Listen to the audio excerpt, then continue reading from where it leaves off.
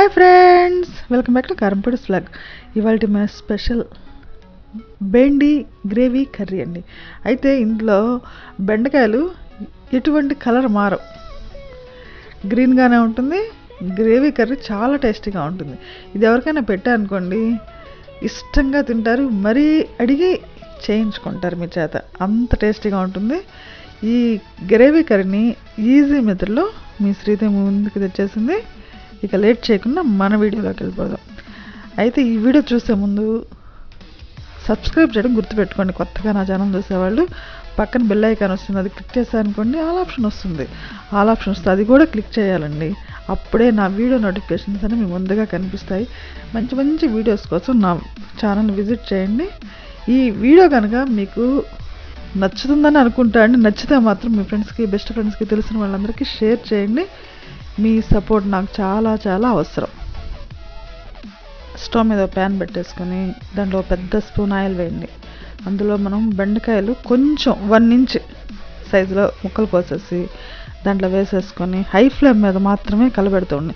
ఈ మధ్యలో ఒక్క అరచెక్క నిమ్మకాయ పిండండి, జిగురు అనేది లేకుండా పొడి పొడిగా మనకి బెండకాయలు చక్కగా వేగుతాయి. హై ఫ్లేమ్లో వేయించాలనుకోండి ఒక 2-3 నిమిషాలు మంచిగా కలర్ మారుతాయి.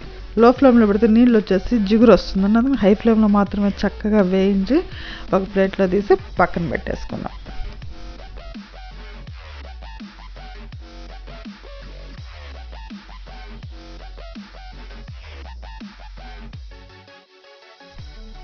అదే ప్యాన్లో ఒక గరిటె నూనె వేసేయండి. అందులో పెద్ద 2 ఉల్లిపాయలు సన్నగా ముక్కలు కట్ చేసేసి వేసేసండి. అవి చక్కగా వేగనివ్వండి. దాంట్లో కరివేపాకు కూడా వేసేయండి. కానుకొని 1-2 పచ్చిమిరపకాయలు కూడా వేసేసుకొని మంచిగా లైట్ బ్రౌన్ కలర్ వచ్చేంత వరకు వేయించేద్దాం. ఇలా వేగిన తర్వాత అల్లం వెల్లుల్లి పేస్ట్ 1 స్పూన్ వేసేసేయండి.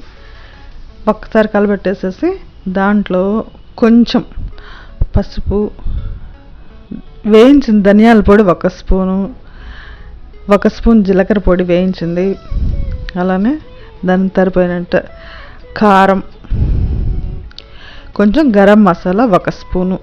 ఇందులో అండి 1 స్పూన్ నువ్వుల పొడి కూడా వేసేయండి. మంచి టేస్ట్ వస్తుంది, మంచి గ్రేవీ వస్తుంది, హెల్త్కి కూడా చాలా మంచిది. ఇలా అన్నీ వేసేసిన తర్వాత చక్కగా ఒక అర నిమిషం కలబెట్టిన తర్వాత దీనికి తగిన సాల్ట్ వేసేసి మంచిగా మసాలాలన్నీ మంచిగా అరోమా వచ్చేంత వరకు వేయించండి ఒక 2 నిమిషాల పాటు.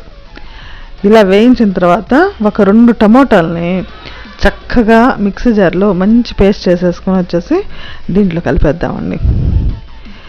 ఇది మిక్సీ జార్ని కూడా కొంచెం నీళ్ళతో కడిగేసేసి ఆ వాటర్ కూడా పోసేసి మంచిగా నూనె పైకి తేలేంత వరకు చక్కగా మీడియం ఫ్లేమ్లో పెట్టి మధ్య మధ్యలో కలుపుతూ వేయించేద్దాం.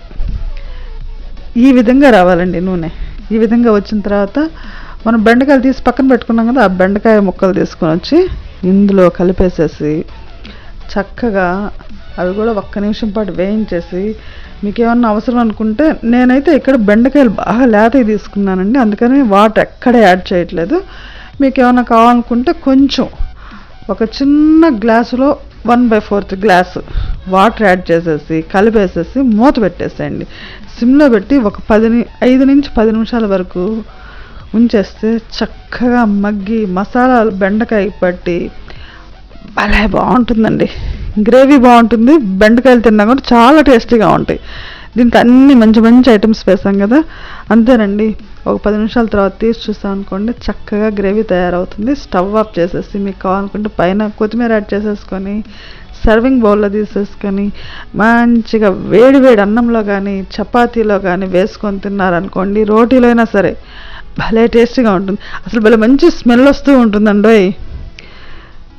అంతేనండి, ఎంత ఈజీగా ఉందో చూసారా.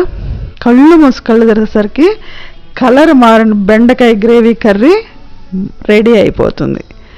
ఇక లేట్ చేయకుండా ఆ పనిలో పడిపోండి. ఈ వీడియో నచ్చిందా? అయితే మీ ఫ్రెండ్స్కి, బెస్ట్ ఫ్రెండ్స్కి అందరికి షేర్ చేస్తారనుకుంటా అండి. మరోసారి మరి మంచి వీడియోతోటి మీ ముందుంటుంది మీ శ్రీదేవి.